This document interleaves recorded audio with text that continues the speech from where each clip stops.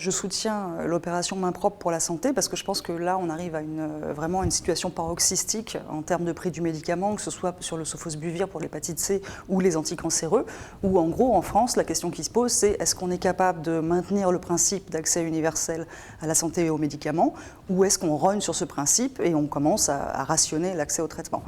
Donc ça, c'est le cadre de crise dans lequel on est aujourd'hui en France. Et à la lumière de ce cadre-là, on peut se poser enfin tout un tas de questions sur les relations avec l'industrie pharmaceutique. Moi, je m'intéresse particulièrement aux questions de propriété intellectuelle, qui sont un peu le nœud du problème. Parce que pourquoi on a des prix extrêmement élevés ? Parce qu'on est dans des situations de monopole, où en gros, une firme peut imposer son prix, parce qu'elle est la seule à pouvoir mettre le produit sur le marché.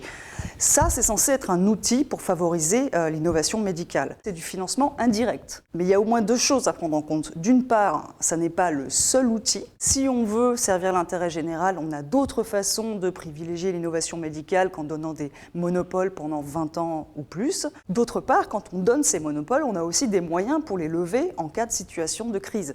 Donc là, ce qu'on a vu en France, c'est situation de crise avec le sofosbuvir.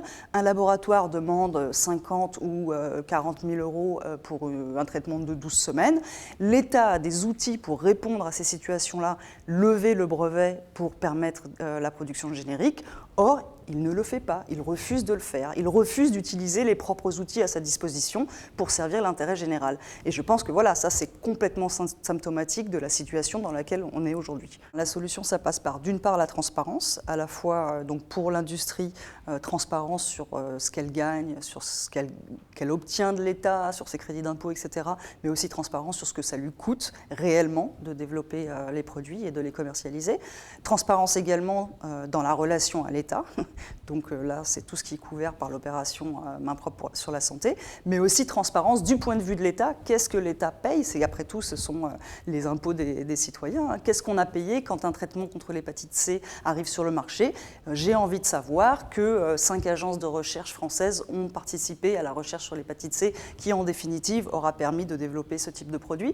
Donc cette transparence-là. Et puis d'autre part, diversifier les outils. Donc pas seulement faire du financement indirect avec une énorme déperdition en passant par le système des brevets, mais aussi financer directement, développer des prix à l'innovation, renforcer les financements directs des institutions publiques avec des conditionnements sur ces financements. C'est-à-dire des conditionnements pour qu'un financement public, un investissement public, donc il y ait un retour public.